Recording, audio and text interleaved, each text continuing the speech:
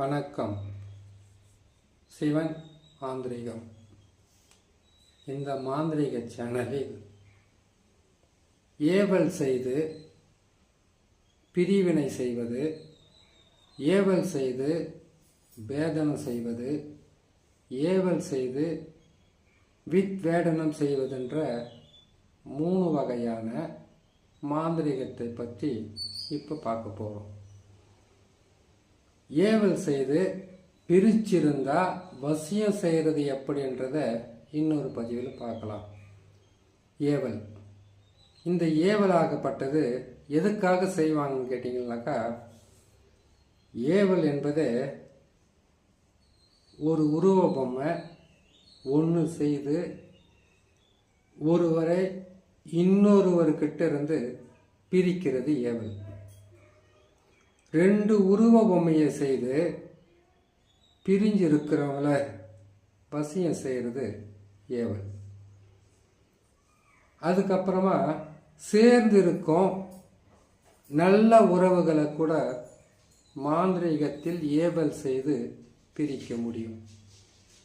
இல்லை, தவறான உறவுகள் மாந்திரீகம் செய்து அந்த மாந்திரீகத்தில் இருந்து அவங்க 2 பேரும் வசியமாக இருக்காங்கன்னா அவங்கள பிரிக்கிறதுக்கும் ஏவல் செய்யலாம். அது மட்டும் இல்லாமல் ஒரு வீட்டில் ஏவல் பாதிப்பு இருக்குன்னா அது எப்படி தெரியும் தெரியுங்களாக்கா? இப்போ ஒரு உருவ பொம்மையை செய்கிறாங்க. அந்த உருவ பொம்மையை செய்து அதுக்கு மந்திரங்களும் எந்திரங்களும் அதற்குண்டான பூஜை விதி பிரகாரம் ஒரு ஏவலை செய்தால் அந்த வீட்டுக்குள் அந்த உருவ பொம்மை தானாக போகாது, இறந்தவங்களுடைய ஆத்மாவை வசியம் செய்து ஏவல் விடுவாங்க. அது எப்படி விடுவாங்கன்னு கேட்டிங்கன்னாக்கா, இப்போ நீங்கள் பார்க்குறது ஒரு ஏவல் பொம்மை. அந்த ஏவல் பொம்மையை நாம் முதல்ல எப்படி செய்வாங்க அப்படின்றத பார்த்துடலாம்.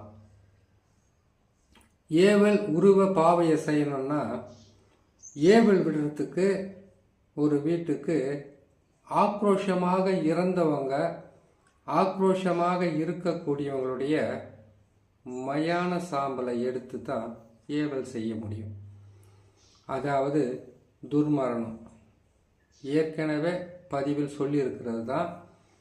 ஏவலுக்கு இப்படித்தான் செய்வாங்க.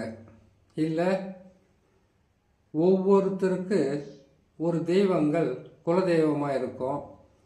இல்லை, குட்டி சாத்தான், காட்டேரி, உதிர காட்டேரி, மாடன், வண்ணார மாடன், அதுக்கப்புறமா அவங்க வணங்கக்கூடிய காளியாக இருக்கலாம், அங்காளம்மனாக இருக்கலாம், நாகாளம்மனாக இருக்கலாம், பகவதியாக இருக்கலாம்.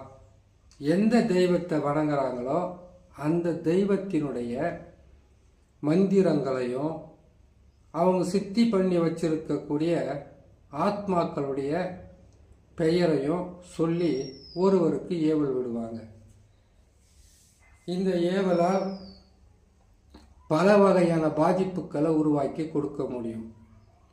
இதே ஏவலால் நன்மையும் அடைய முடியும். அந்த நன்மையை பற்றி மட்டும் நாம் சொல்லலாம்.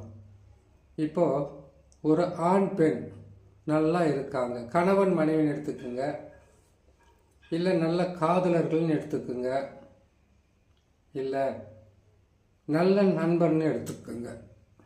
அப்படி எடுத்துக்கும்போது ஒருவேளை காதலர்கள், கணவன் மனைவி, நண்பர்கள் இவங்களுக்காக மட்டும்தான் இந்த மாந்திரிகம் பயன்படுமானா அப்படி கிடையாது.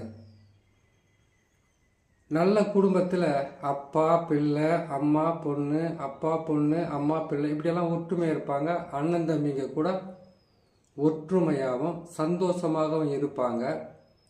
அவங்களுக்குள்ள சில பிரச்சனைகள் இந்த ஏவல் மூலியமாக அவங்க குடும்பத்தில் இந்த மாதிரி செய்கிற ஏவல் மூலியமாக அந்த குடும்பமே செதஞ்சு போகும். இல்லை ஒருத்தருக்கு ஒருத்தர் ஒற்றுமை இல்லாமல் சண்டை போட்டுக்கிட்டு பிரிவாங்க. அப்படி பிரியறதுக்கு கூட ஏவல் செய்யலாம். சண்டை போட்டுக்கிட்டு பிரியிறது, ஏதோ ஒரு காரணத்துக்காக பிரியிறது. ஒரு அண்ணன் தம்பி ஒற்றுமையாக இருக்காங்கன்னா அந்த வீட்டுக்கு எதிராளியாகவும் பகையாளியாக இருக்கிறவங்க அவங்கள பிரிக்கிறது. இதையெல்லாம் இந்த மாதிரி ஏவல் செய்து தான் அவங்களுக்கு அந்த பாதிப்பை உருவாக்குவாங்க.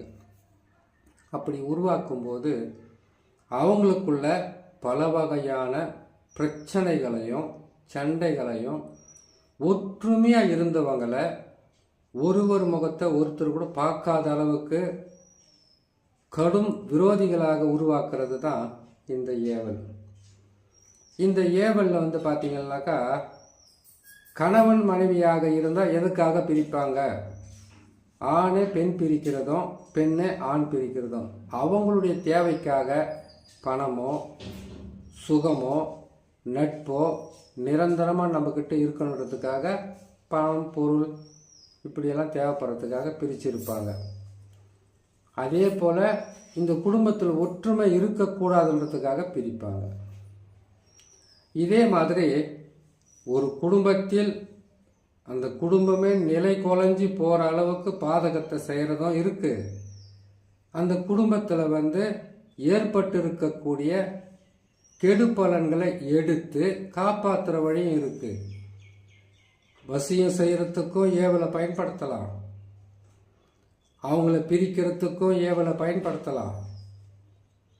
அவங்க குடும்பத்தில் வந்து பல வகையான நோய் பிரச்சனை தீராத வியாதி, அவங்க குடும்பத்தில் வந்து எந்த விதமான நல்ல பலனும் கொடுக்க முடியாத அளவுக்கு துன்பத்தையும் கொடுக்கலாம்.